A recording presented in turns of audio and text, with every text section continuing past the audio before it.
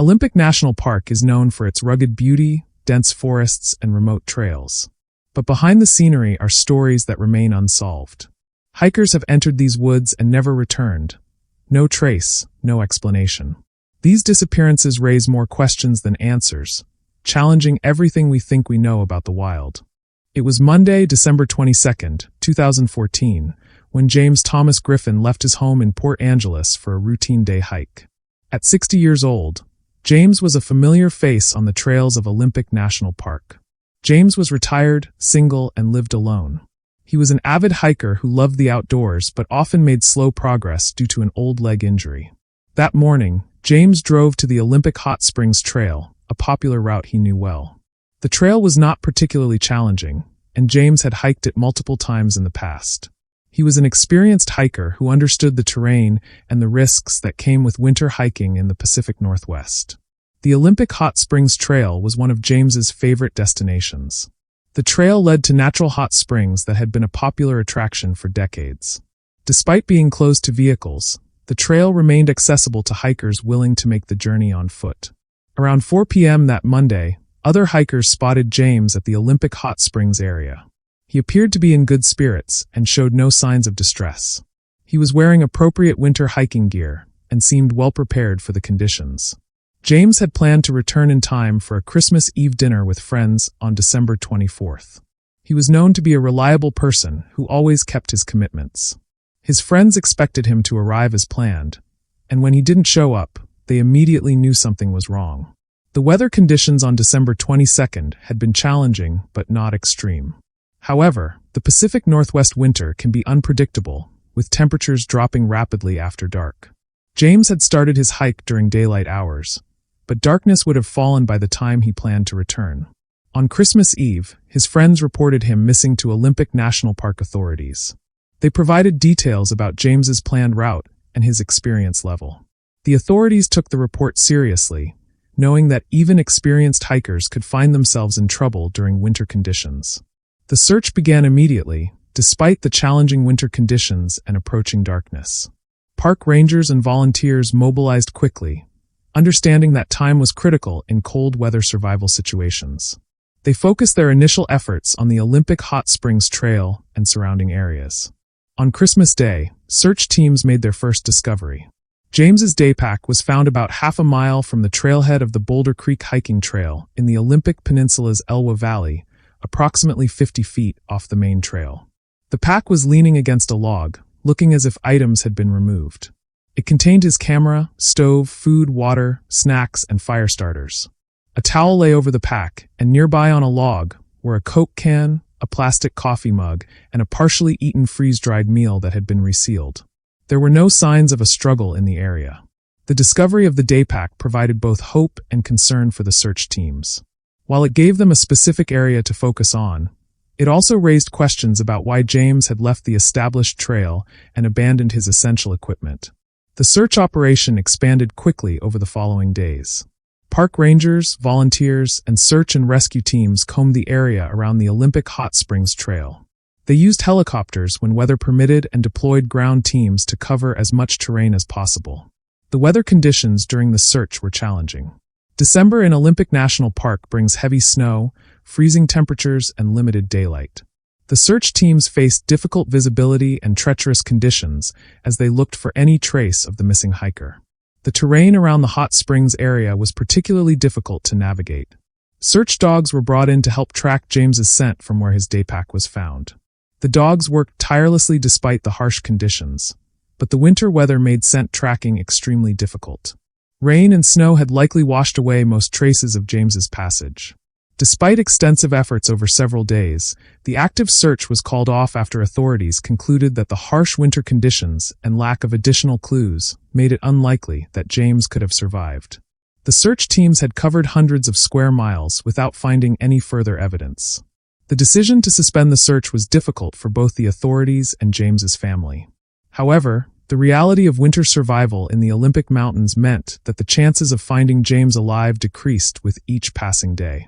The search would resume when conditions improved. On January 25, 2015, more than a month after James disappeared, his body was discovered on the Boulder Creek hiking trail. The remains were found in a remote area of the park, away from the main trail system where searchers had focused their efforts. A hiker made the discovery and immediately contacted park authorities. James's body was found about a third of a mile from where his daypack had been discovered and nearly 1,000 vertical feet above the trail. This suggested that he had traveled a significant distance after abandoning his pack, possibly while disoriented or seeking shelter from the weather. According to park spokesperson Barb Maines, it appeared that James had stepped off the trail to prepare a snack but became disoriented and was unable to find the trail or his backpack again. She explained, "There is nothing to suggest anything other than someone who lost his location and couldn't find his backpack again." Regarding why he may have climbed such steep terrain, Maines added, "If it's dark and you can't see anything, it's easier to walk uphill. You're more in control." An autopsy was performed to determine the cause of death. The Clallam County forensic pathologist, Dr. Eric Kiesel, concluded that James had died from hypothermia. The medical examiner's findings were consistent with exposure to cold temperatures over an extended period. There were no signs of foul play or serious injury. James's brother Robert said in an interview that while he was grateful the body was found, the results still seemed really odd. He added, "It's just one of those things that happened, and nobody will ever know why he went up the hill." The discovery provided some closure for James's family and friends, but questions remained about how an experienced hiker had become lost on a familiar trail. It was Sunday, October 30th, 2022, when Laura Mack began what should have been a memorable solo hiking adventure in Olympic National Park. The 35-year-old woman had traveled all the way from Vermont specifically to explore the renowned Enchanted Valley Trail in Washington state. This was not a spontaneous decision, but a carefully planned adventure. Laura was an experienced hiker who had researched her trip thoroughly. She had obtained a backcountry permit and was planning to travel solo with an intended route to the Enchanted Valley. Her plan included camping at Porites Creek, a designated backcountry campsite along the trail. The Enchanted Valley Trail was one of the most popular hiking destinations in Olympic National Park. Known for its stunning scenery, diverse wildlife, and challenging terrain, the trail attracted hikers from around the world. Laura had specifically chosen this trail for her Pacific Northwest adventure. According to her brother-in-law Timothy Gaskell, Laura had come to Olympic National Park from Vermont specifically to experience the Enchanted Valley Trail. She was looking for a meaningful vacation and wanted to challenge herself with one of the most beautiful hikes in the Pacific Northwest. Laura's planned route would take her through some of the most spectacular terrain in Olympic National Park. Her permit indicated she would camp at Porites Creek on October 30th and exit the backcountry on October 31st. The timing of Laura's hike was significant. Late October in the Olympic Mountains can bring challenging weather conditions, including rain, snow, and rapidly changing temperatures. However, Laura appeared to be well prepared for the conditions she might encounter. Laura had indicated to park officials that she might extend her stay and remain in the backcountry until November 1st. This was not unusual for experienced hikers who wanted to make the most of their time in the wilderness, especially when they had traveled a long distance to reach the park. Her hiking experience and preparation gave her the confidence to consider extending her backcountry adventure. The flexibility in her plans suggested she was comfortable with solo hiking and capable of making decisions based on conditions and circumstances. When November 2nd arrived and Laura had not returned to retrieve her vehicle, concerns began to grow among park officials. Her extended absence beyond even her potential extended timeline raised immediate red flags. Laura Mack was reported missing at 10 a.m. on November 2nd. Park officials immediately began organizing search efforts. They had her permit information, which provided details about her intended route and camping locations. This gave the search teams a starting point and helped them focus their initial efforts on the most likely areas. Her vehicle was located at the Storm King Ranger Station, confirming that she had indeed entered the park as planned. The car was found exactly where she had left it, with no signs of disturbance or problems. This confirmed that Laura had successfully begun her hike, but had not returned as expected. The discovery of her vehicle provided both relief and concern for the search teams. While it confirmed Laura's starting point, it also meant she was definitely somewhere in the vast wilderness of Olympic National Park, and the search area was enormous. Search and rescue teams quickly mobilized to look for Laura. They focused their initial efforts along the Enchanted Valley Trail and the surrounding areas where she was most likely to have traveled based on her permit and stated intentions. The search operation was extensive and involved multiple agencies. Olympic National Park rangers coordinated with local search and rescue teams, volunteer groups, and specialized units. Teams searched both on foot and from the air, covering the vast wilderness areas where Laura might have traveled. The terrain in the Enchanted Valley area was particularly challenging for search operations. The remote location, dense forests, and steep terrain made it difficult for search teams to cover ground quickly. Weather conditions in early November added additional challenges to the search efforts. Search dogs were brought in to help track Laura's scent along the trail. The dogs worked tirelessly, but the time that had passed since her disappearance and the weather conditions made scent tracking extremely difficult. Rain and changing weather had likely eliminated most traces of her passage. Despite the comprehensive search efforts that continued for weeks, no trace of Laura was ever found. No clothing, equipment, or personal belongings were discovered along the trail or in the surrounding wilderness areas. It was as if she had simply vanished into the vast Olympic wilderness. The search operation gradually scaled back as the likelihood of finding Laura alive decreased. The case shifted from an emergency rescue operation to a long-term recovery effort. Laura Mack's disappearance became one of the most puzzling missing person cases in Olympic National Park's recent history. Despite extensive searches and the involvement of multiple agencies, no trace of the experienced hiker was ever found. The case remains open, and her family continues to hope for answers. It was April 5, 2017, when Jacob Randall Gray left Port Townsend, Washington, on his bicycle for what was planned to be an extended adventure through Olympic National Park. Jacob, 22, originally from Santa Cruz, California, was living with his grandmother in Port Townsend at the time. His parents, Randy and Laura, had divorced in 2013. Jacob had recently told his mother he planned to ride his bicycle all the way across the United States to Vermont, where his older brother was stationed with the U.S. Coast Guard. He estimated the trip might take up to 2 years and intended to work seasonal jobs, like farm work, along the way. Jacob's bicycle was one his father had won in a raffle at a contractor show. He made several modifications to it, attaching a piece of plywood behind the seat and bolting on milk crates. He also towed a yellow and red Burley Child trailer. In preparation for the journey, he loaded the crates and trailer with a tent, sleeping bag, first aid kits, a toolbox, fuel bottles, dehydrated meals, a stove, wool blankets, pots, pans, duct tape, climbing equipment, a bow and arrows, a Bible, and other essentials. Despite telling others he was headed east, Jacob made his way west to Olympic National Park. Several witnesses reported seeing him on April 5th at various points in the park. On April 6th, a woman saw Jacob traveling along Sol Duc Hot Springs Road, just a few miles from Route 101. Later that day, she saw his bicycle and trailer parked on the same road at mile marker 6.3, approximately 80 miles from his grandmother's home. The scene was puzzling. A tarp had been spread beside the bicycle, and 4 arrows were stuck in the ground in an east-west alignment. Jacob's bow was lying next to the arrows. Park rangers responded that afternoon. They found the bicycle, trailer, tarp, and other equipment about 40 feet from the Sol Duc River. Both the bicycle and trailer were in good condition. Rangers speculated Jacob may have walked to the river to refill a water container and possibly fallen in. The river was below 40 degrees, and hypothermia could have set in quickly. Because of the strong current and freezing water, they believed his body might have been carried downstream. The water was too dangerous to search at the time, so they decided they would come back in the summer when it was lower and easier to search. Despite the strangeness of the scene, the rangers showed little urgency. On April 7th, they searched Jacob's gear and found a list of phone numbers. They called his sister, Mallory, and explained they had limited resources due to budget cuts, a recent plane crash, and another missing person case.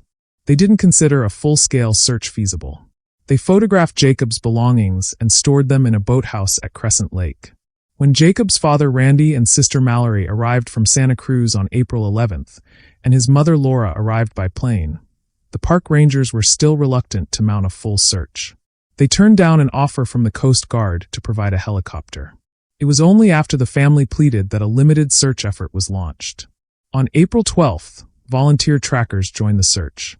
They discovered signs that someone had changed from hiking boots to running shoes and approached the river's edge. Moss had been disturbed on a rock, and 90 feet downstream there were signs of someone struggling to climb out. But it remained unclear whether the signs had anything to do with Jacob. On April 13th, search dogs were brought in, but they found no new clues. Rangers continued to believe the situation was hopeless. They concluded that if Jacob had fallen into the river, he would have died from hypothermia within 20 minutes. The search was designated passive, and active efforts ended. Refusing to give up, Randy bought a Dodge pickup truck and slide-in camper, and kept searching the area himself. On August 10, 2018, more than a year later, a team of biologists discovered Jacob's remains in a remote area above Ho Lake, roughly 15 miles from where his bicycle had been found. The location was not near any established trail, and had likely been covered by snow at the time of his disappearance. With Jacob's body were several belongings: a wool jacket, gloves, socks, a cap, a cigarette lighter, compass, hammock, tarps, a hiking pole, Leatherman tool, Bible, a backpack, and various food items, including fishing hooks, a water filter, and an opened emergency blanket. His boots were individually wrapped in plastic bags but not being worn. Missing from the scene was his sleeping bag, which had remained with the bicycle and trailer. The cause of death was ruled inconclusive, though hypothermia is considered the most likely explanation. It's possible Jacob removed his boots during a hypothermic episode, where victims sometimes feel hot and shed clothing, or he was trying to keep them dry. Despite the closure of finding Jacob's remains, many questions lingered. Why had he traveled so far from his gear? Why had he diverted west instead of east? What explained the bow and arrows arranged at his campsite? His family still grapples with those unanswered questions, but they remember Jacob as an adventurous and deeply spiritual young man who set out with big dreams, and disappeared into the vast, unforgiving wilderness of Olympic National Park. It was early June 2023 when Hunter Brian Fraser, a Stanford University biology professor, set out on what he described as a challenging 40-mile solo hike through Olympic National Park. Fraser was an experienced hiker who had carefully planned this ambitious multi-day trek through some of the park's most remote and demanding terrain. Fraser had obtained the necessary permits for his backcountry adventure and had researched his route thoroughly. As a biology professor, he was methodical in his approach to outdoor activities and understood the risks involved in solo hiking in remote wilderness areas. His planned route would test his skills and endurance over several days. The 40-mile route Fraser had chosen would take him through diverse terrain and elevations within Olympic National Park. It was the kind of challenging hike that appealed to experienced outdoor enthusiasts who wanted to push their limits and experience the park's most remote wilderness areas away from the crowds. Fraser's timing for the hike was significant for reasons beyond his love of the outdoors. He was scheduled to appear in a Santa Clara County Superior Court on June 9, 2023, for a domestic violence case. The charges stemmed from a July 2022 incident involving his girlfriend of 5.5 years. The domestic violence charges against Fraser were serious. He had been accused of throwing his girlfriend to the ground and later slamming a door into her during an argument at their Stanford home. The charges had been elevated from a misdemeanor to a felony, making his court appearance crucial for his legal situation. Fraser had denied the domestic violence allegations, claiming that any injury to his girlfriend was accidental and occurred during horseplay with his daughter. However, the court case had been proceeding through the legal system, and his scheduled appearance was mandatory. On June 5, 2023, Fraser sent a text message to his family indicating that he was on his hiking adventure. This would be the last communication anyone received from him before he disappeared into the Olympic wilderness. The timing of his departure, just days before his court appearance, raised immediate concerns. When Fraser failed to return from his hike as planned and missed his June 9 court date, his absence became a matter of significant concern. His family reported him missing to Olympic National Park authorities, and a search operation was launched to locate the missing professor. The search for Fraser involved multiple agencies and resources. Olympic National Park rangers coordinated with search and rescue teams to cover the vast wilderness areas where Fraser might have traveled. The 40-mile route he had planned covered remote and challenging terrain that made the search extremely difficult. Search teams used helicopters, ground crews, and specialized equipment to look for any trace of Fraser. The remote location of his planned route and the vast size of Olympic National Park made the search operation particularly challenging. Weather conditions and terrain added additional complications to the search efforts. Fraser's disappearance attracted significant media attention due to his position as a Stanford professor and the circumstances surrounding his missed court appearance. The timing of his disappearance, just before his domestic violence hearing, raised questions about whether his absence was intentional or the result of an actual emergency. The search operation continued for several days with no trace of Fraser being found. Search teams covered hundreds of square miles of wilderness, but the remote and rugged terrain made it extremely difficult to locate someone who might be lost or injured in such a vast area. On June 10, 2023, Fraser was found alive by other hikers in the Olympic wilderness. He had survived his ordeal in the remote backcountry, but was in need of assistance when he was discovered. The other hikers who found him immediately provided help and ensured he received medical attention. Fraser's rescue was described as a self-rescue situation, suggesting that he had been able to survive on his own in the wilderness for several days. He was reportedly in stable condition when found, though he had clearly been through a difficult experience during his time lost in the wilderness. The discovery that Fraser was alive provided relief to his family and the search teams who had been working tirelessly to locate him. However, his rescue also raised questions about the circumstances of his disappearance and whether he had intentionally missed his court date. Fraser's case gained additional attention due to the domestic violence court appearance he had missed while lost in the wilderness.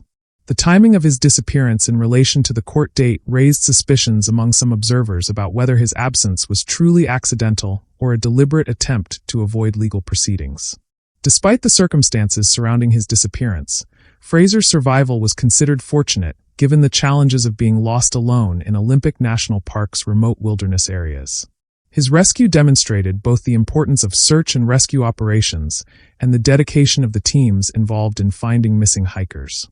The domestic violence case against Fraser continued to proceed through the legal system even after his rescue. His court appearance was rescheduled, and the legal proceedings continued with the charges he faced. August 22, 2013, was an ordinary summer day in the Pacific Northwest, when soft mist clung to the coastline and the trails of Olympic National Park stood quiet beneath overcast skies. That morning, 71-year-old Brian Lee Johnston left his home in Seattle and headed west toward the park. He planned a short backpacking trip, just 2 or 3 days, along the Ozette Loop Trail, a scenic coastal route known for its striking sea stacks, tide pools, and ancient forests. For Brian, it was the kind of hike he had done many times before. A familiar figure in local hiking communities, Brian was often described as gentle, thoughtful, and independent. His white hair was usually pulled back in a ponytail, and though he was past 70, he still moved with the steady rhythm of someone accustomed to long walks and quiet places. He wasn't reckless or inexperienced. He just loved the outdoors and sought peace in the wild spaces that once shaped his youth. The Ozette Loop was a favorite of many for its accessibility and beauty. The trail begins with a boardwalk stretching through dense forest, opens up to a rugged 3-mile stretch of Pacific coastline, and loops back inland through marsh and woodland. It's a place where solitude is easy to find, and just as easy to lose yourself in. Brian's vehicle was later found parked at the trailhead, with receipts inside from Port Angeles shops dated the same day he left Seattle. There were no immediate signs of concern. But when days passed without contact, his family reported him missing, and a search was launched. Over 50 people took part in the effort: rangers, sheriff's deputies, and volunteers from multiple counties. The trail itself, while remote in stretches, is well marked. But the beach section, especially at high tide, can be unpredictable. Hikers sometimes have to climb over sea-slick rocks and around headlands to continue. It was here that some believed Brian may have gotten into trouble. Despite extensive searching, on foot and by air, no trace of Brian was ever recovered. No clothing, no gear, no footprints. The dense vegetation and powerful coastal waters offered few clues. The trail gave nothing back. His older sister, Ginny Longfellow, held tightly to hope. Living in nearby Port Angeles, she told reporters that she still believed her brother was alive, that maybe he had found refuge somewhere or would come walking up the drive one day. "I pray every night that he will come," she said, her voice soft but resolute. "And I'll take a walk with him, any place he wants to go." But as the weeks turned to months and then years, the forest and the sea remained silent. Whatever happened to Brian on that coastal trail remains unknown.